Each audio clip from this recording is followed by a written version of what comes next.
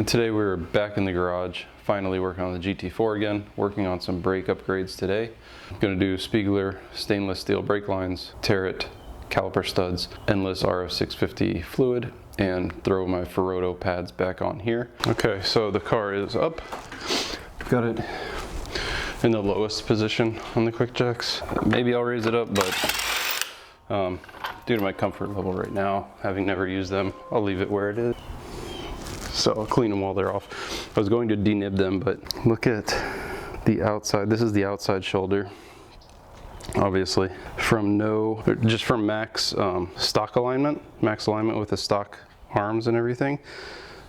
This is how much the outside of the tires wore from Sebring. It's kind of ridiculous. Sorry for the heavy breathing. Yeah, it's so much. So when they say these cars are perfect from factory, they mean they're a great all-around car. They're great on the street, but for real, like driving on track, you absolutely need to add more camber. So I think max factory is like 2.2 or 2.5. You really need about 3.5.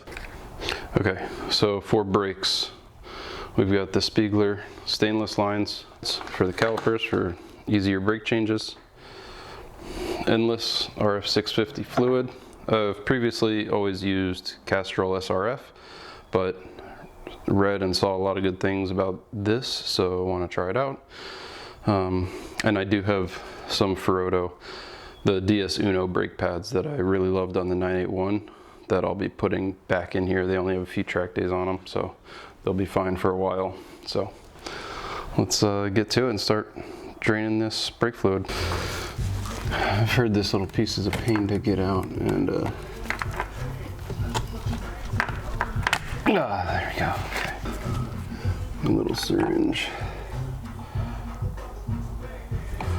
If you've ever done a brake job before, usually you'd use a turkey baster for this part, but my brake job turkey baster, I think, got lost in the move. We had this around the house. My wife's a nurse.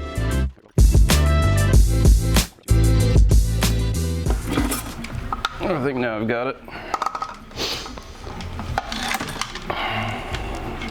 That much. Got the brake fluid bottle connected, starting to drain. So I'm gonna go hit the pedal a couple of times to get most of the fluid out. I'm just gonna start taking off some of this bracketry. Get these lines freed up, tighten this back down. Take that off. Get this out of the way. It's been a while. I haven't done brake lines since my S2000. And that was, gosh, S2000, that would have been 2008 or something. So I'm gonna use this plug. This is the upper line in the rear. Currently, it has the little flat parts. I don't even know if you can see this, but horizontal. So they give you these two little pieces here. You're supposed to be able to hold them, clamp them here, and then twist this end. So I'm gonna try and do that.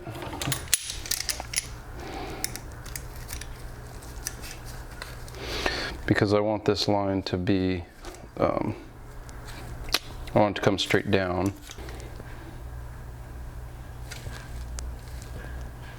There we go. Okay, so now, if I undo that,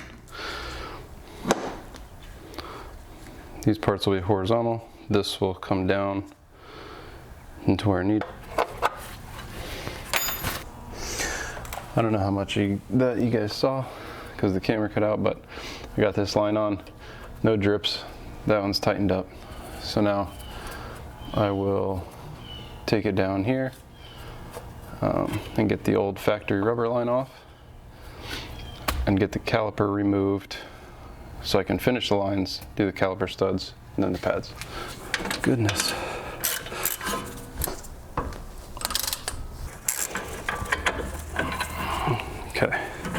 Yeah, that's what I thought. There's the caliper studs. There's some short ones and some long ones. These are definitely the long ones in the rear.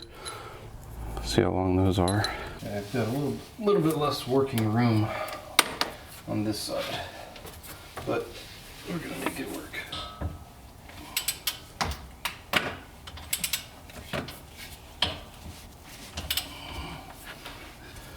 I'm gonna try and get the caliper and both lines off all in one shot.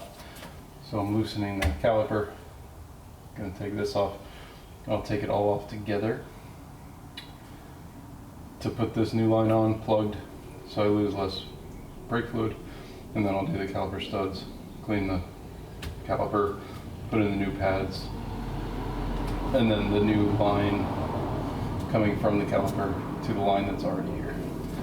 So that is the direction I'm going to move. Okay. I do have my other line ready to go with the plug already in it. You can see that. I had to run inside. Brief intermission for my wife made me a latte and homemade sourdough chocolate chip cookies. So I'll return to the rear driver's side in just a moment. First, take this line off, attach the new one. New line in.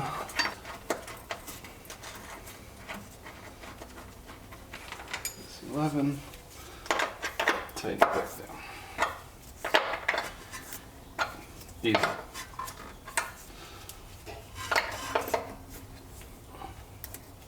Okay. New line in with the stopper, little plug in here. Old line. Take out these caliper bolts now. And everything, actually, make sure everything should be loose to where I can take it all out at once. Two caliper bolt.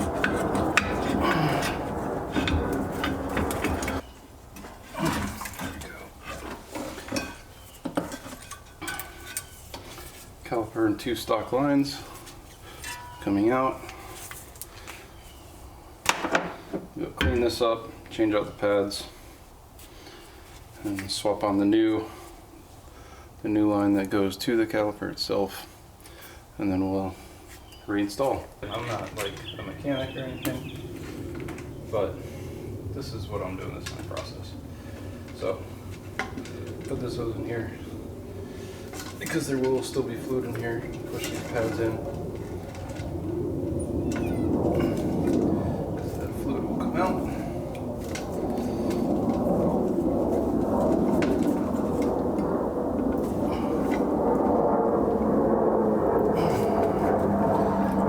Okay, most of the fluid should be out. Knock the pads loose.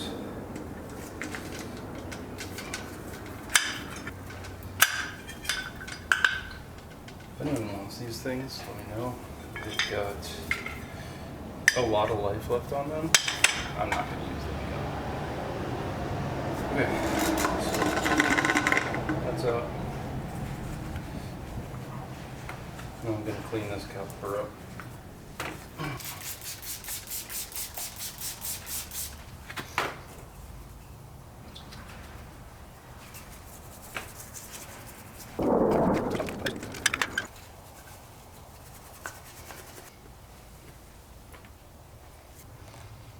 Significantly better for like a day.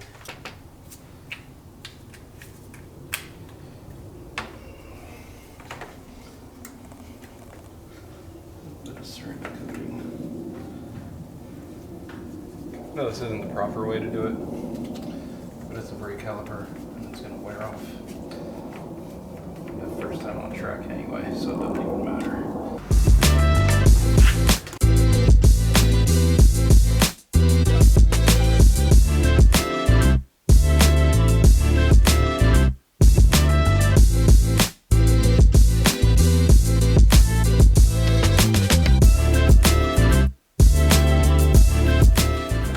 See the caliper studs are in, torqued 5 pounds each. Now put the caliper on and connect the lines. I did forget to mention, but I did do it. Install the pads.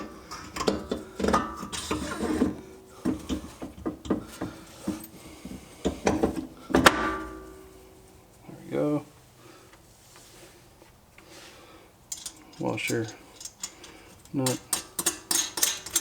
Just hold that in place. Washer, nut.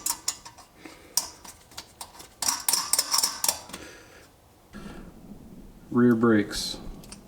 Rear brakes complete. Brake lines. Caliper studs. And pads all in. And I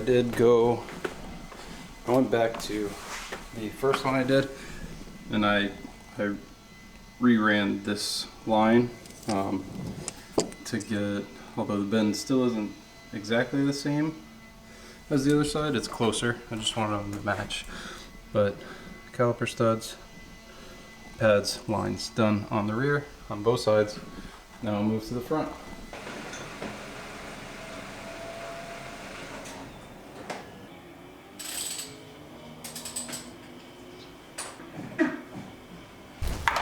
Okay, my daughter just came out. She's wanted to see what I was doing. She got accepted into, not that it's like very difficult, it's just kind of a lottery system, but the automotive program for high school, the high school that she's going to next year.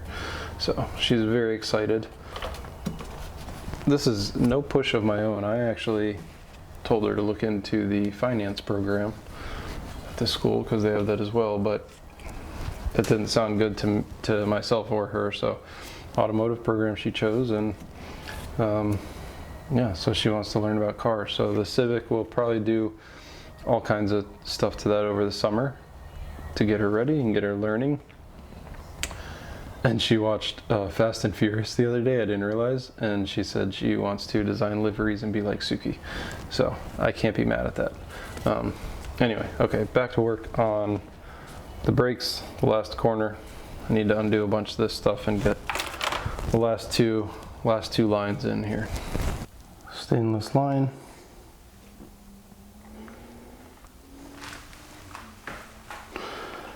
New pads. New caliper studs on all four. I just have to bleed them now. I'll clean that off too. Put some fluid back into these lines. First, get some fluid into here, into the reservoir, make it a bit of a mess. Get some paper towels, or shop towels rather. Recommended that I not fill the power bleeder, but actually just fill this and then use the power bleeder to provide the pressure, because a lot will remain in the bottom of the power bleeder. So I'm gonna give that method a go. At least with this first one, kind of push it down, keep an eye on it, and we'll see how that goes. So I've got this holding at 15 PSI. There's no fluid in here, but the reservoir is topped off and start to bleed the calipers, the lines rather. And there we go. Fluid, watch for bubbles. Try to see if the fluid color changes at all. Looking for bubbles, I don't see any bubbles. Oh, there's a couple tiny ones. Okay, so that's the outside bleeder valve. There is the one on the inside. I'm going to swap this over, and then we will drain this one and watch for any bubbles coming out of there. Yeah, there are some big ones there, of course. Because we did, when we pushed the pads, we did introduce a lot of air into both sides. Last bubbles. Oh, there's one new bubble. Oh, a couple more, a few more. Try and get all those.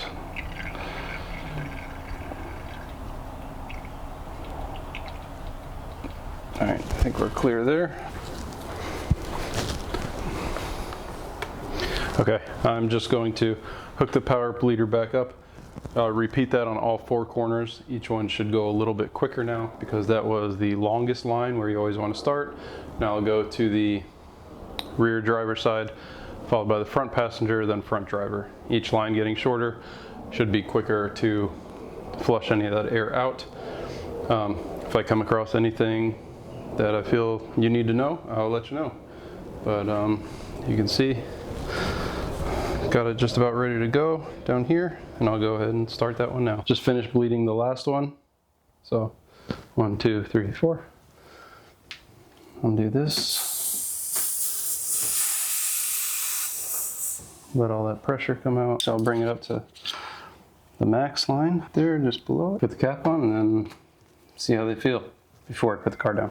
Expect the pedal to go a bit lower on the very first press because the pads are still pushed out. So,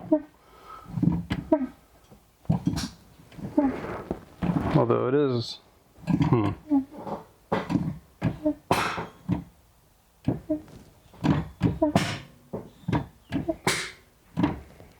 that feels good now. So let me check and make sure everything is good at all 4 corners. Underneath every wheel, it's all dry, so no fluid should be leaking out. So wash everything, put the wheels back on, go for a test drive.